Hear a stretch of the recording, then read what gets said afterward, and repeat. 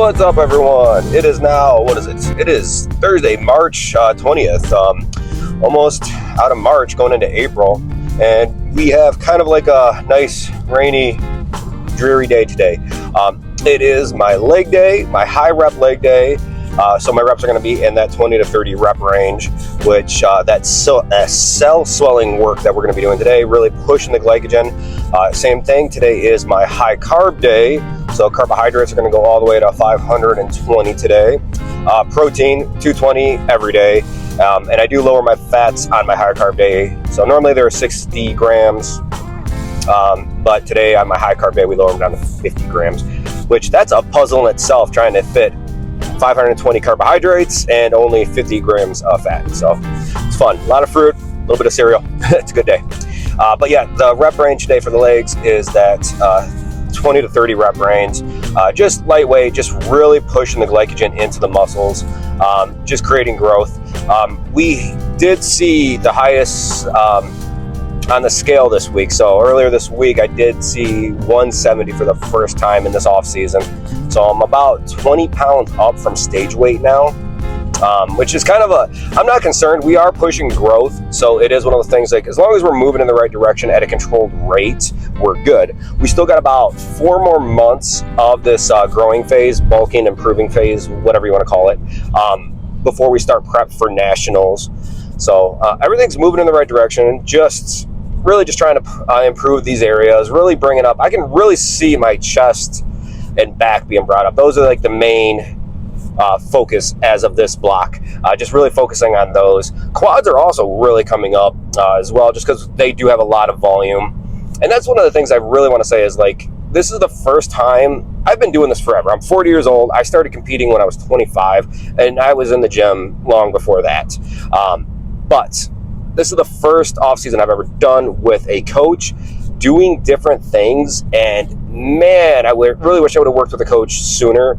Some of the stuff we're just doing is different, something that I would not have done on my own, but the improvements I'm seeing in such a short time are just mind-blowing. But again, it's stuff that I never would have done. I never would have had, like, just undulating rep days, you know what I mean? Carb cycling in my off season, really being very, very, like, I don't know what I say. I guess, like, just the way we're tracking, like, the weight on the way up is something I don't normally do. A lot of times in my off season, I would just have my protein goal and just kind of let fats and carbs fall wherever, and I just naturally gain weight over time. The problem with that is I naturally gain weight too fast over time. So going this route where everything is very just tracked and we're gaining maybe 1 pound every couple weeks, just keeping everything tight. I've never looked this good at this weight. So hopefully we can still fit that lightweight weight cap come time for nationals. I think I still can. There's still a good amount of, like, fatty tissue that we need to take off, but it does look really good at this weight. But I'll see you guys at the gym. Let's get these legs.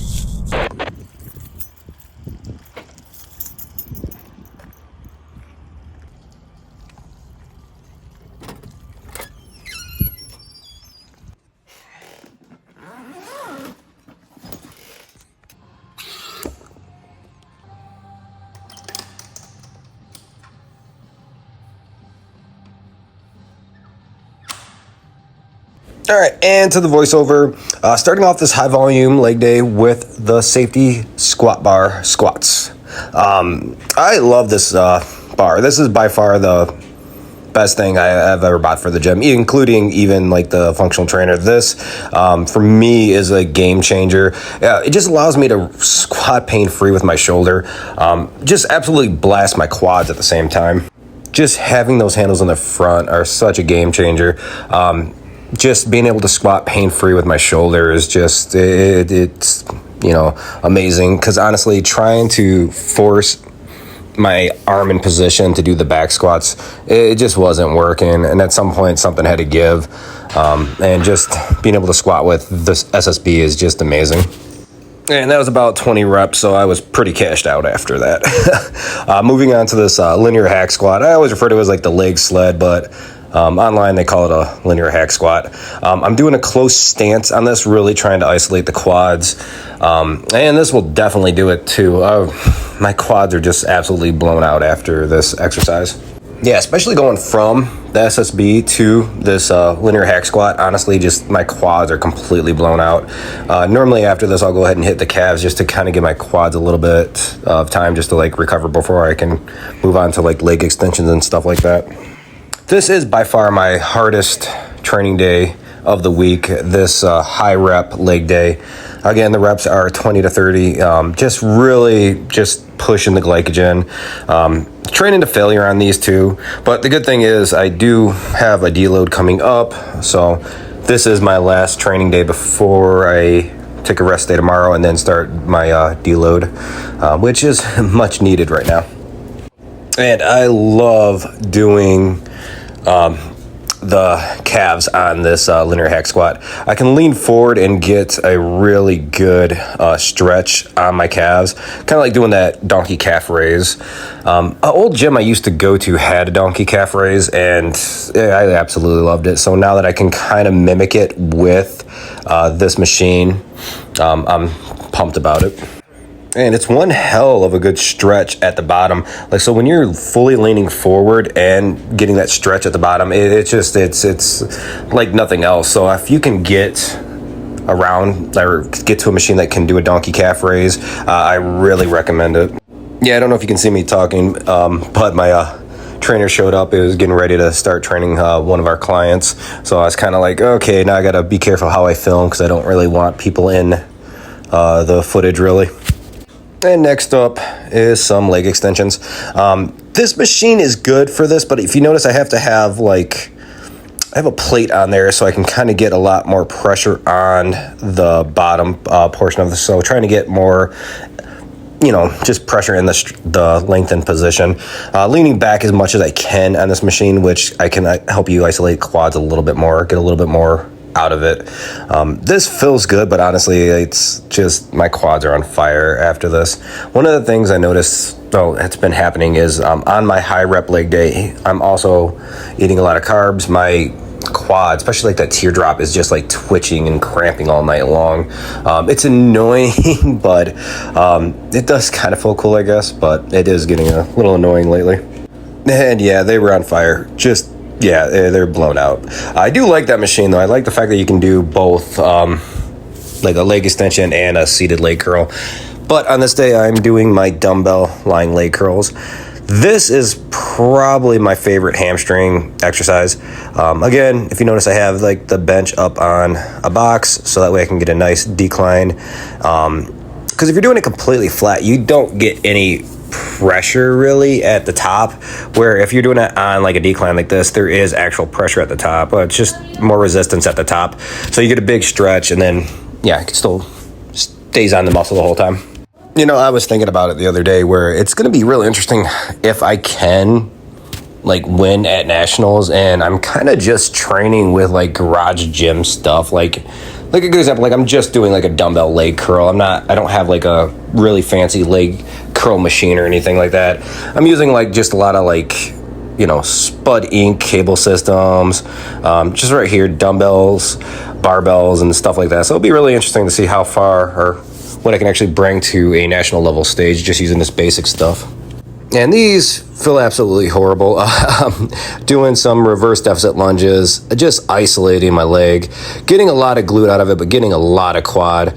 I moved these further back in my workout because I originally had them I think right up at the front. I think I did them third, but my quads were just on fire. So I just kind of moved them to the back of my workout, and I'll do them after the hamstring so I can actually, just get through the quad pump really.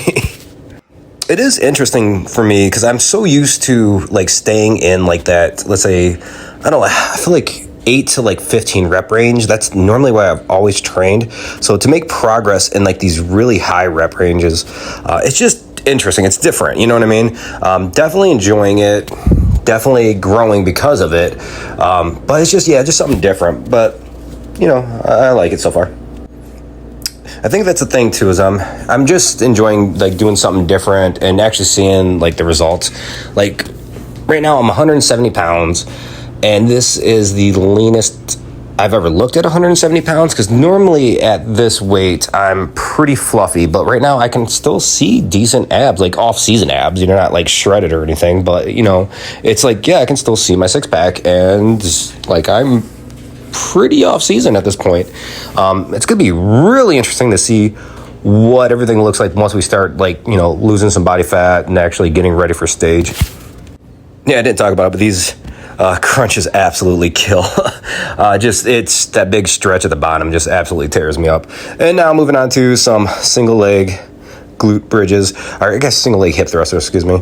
But these like burn like crazy. You don't even need any weight, especially if you're trying to hit that higher rep range, like in around the 20. You don't even need any weight. I could barely even make it to 20 reps on these. Just works so good. You get everything kind of going on this one as well. And I like to use it as like a finisher of the workout, just because I hate doing them. So if I do them last, I kind of feel like I can just like, I don't know, I can make myself do them because I absolutely hate doing those. Oh, yep, there's my coach in the background, Cody. He's kicking one of our clients' asses, which is awesome. And I am dead, ready to eat.